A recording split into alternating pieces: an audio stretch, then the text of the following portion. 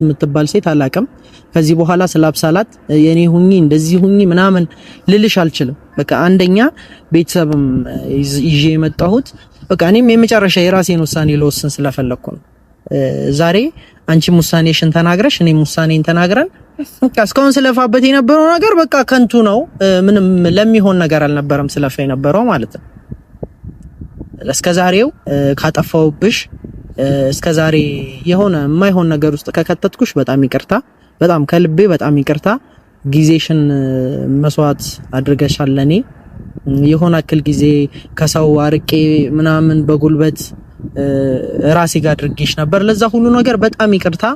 ግን ከዚህ በኋላ እኔም ምንም ስላንቺ አላስብም፣ አንቺንም አላስቸግርሽም። ከዚህ በኋላ የሚያስቸግርሽም ሰው የለም፣ የሚያስጨንቅሽ ሰው የለም። ዘናቤ እንደፈለግሽኝ በጣም በቃ ታዩ። አይ ምንም በቃ ፍላጎቷ ግልጽ ነው። ኧረ በማርያም አይደለም። አይ ኖ እንትን በሉ አይደለም። በጣም ይቅርታ። ግን ምን ሆነክ ነው እንደዚህ ብለህ ነው እንዴ?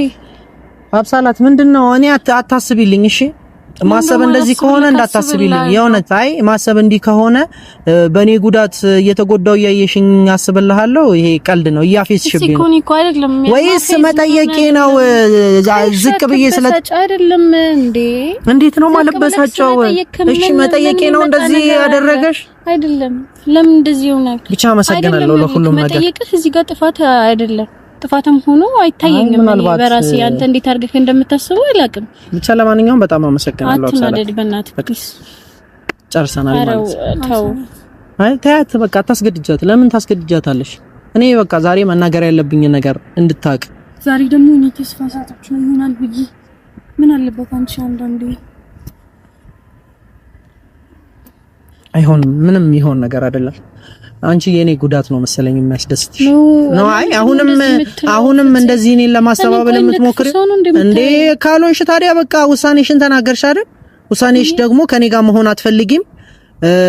ድጋሚ ደግሞ ለኔ ታስቢያለሽ። እንዴት? ምን አይነት አማርኛ ነው እንዴ? እኔ እየተጎዳው አንቺ ለምን ታስቢልኛለሽ? ብቻ ለማንኛውም በጣም ነው የማመሰግነው።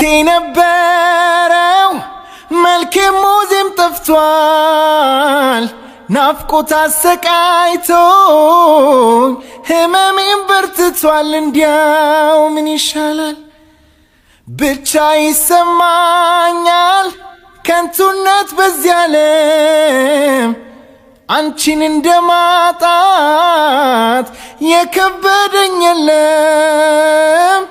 ህልም ዓለሜ ምን እንኳን እውነቱን ለማመን ቢቸገር